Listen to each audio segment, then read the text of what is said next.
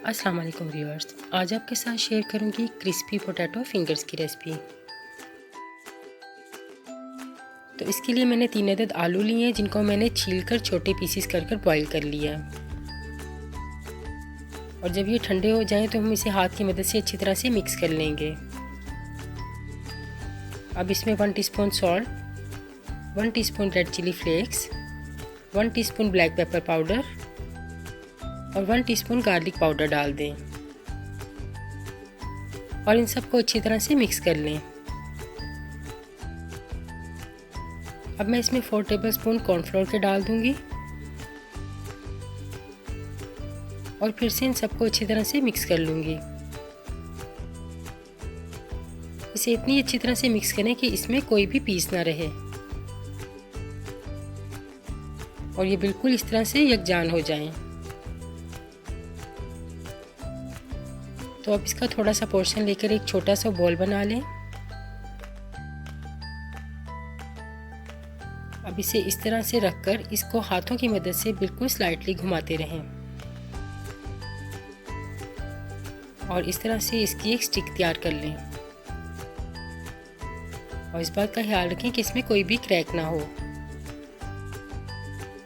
और इसी तरह से हर बॉल को हम इसी तरह से घुमाते हुए स्टिक तैयार कर लेंगे। और इसी तरह से सारे आलूओं की मैं स्टिक्स बना लूंगी।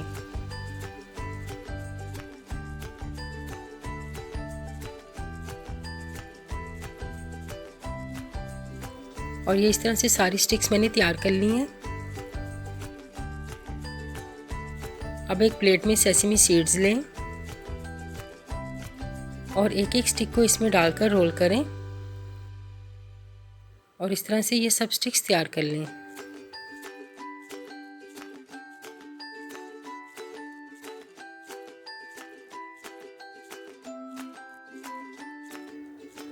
और इसी तरह से इसकी सारी स्टिक्स मैं तैयार कर लूंगी।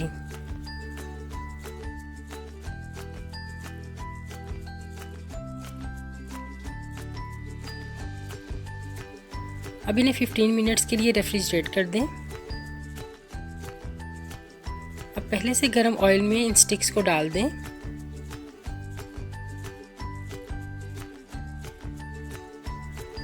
इसमें हम फ़ौरन से चम्मच नहीं चलाएंगे और जब इसका कलर लाइट गोल्डन हो जाए तो इसको स्लाइटली सा हिलाते हुए चारों तरफ से गोल्डन कर लें। और ये पोटैटो फिंगर्स चारों तरफ से बड़ी अच्छी सी गोल्डन हो चुकी हैं। तो अब हम इसको डिश आउट करेंगे। बहुत ही यम्मी और क्रिस्पी पोटैटो स्टिक्स हमारी तैयार है। तो अगर आपको वीडियो पसंद आए तो इसे लाइक, शेयर और सब्सक्राइब करना ना भूलिए।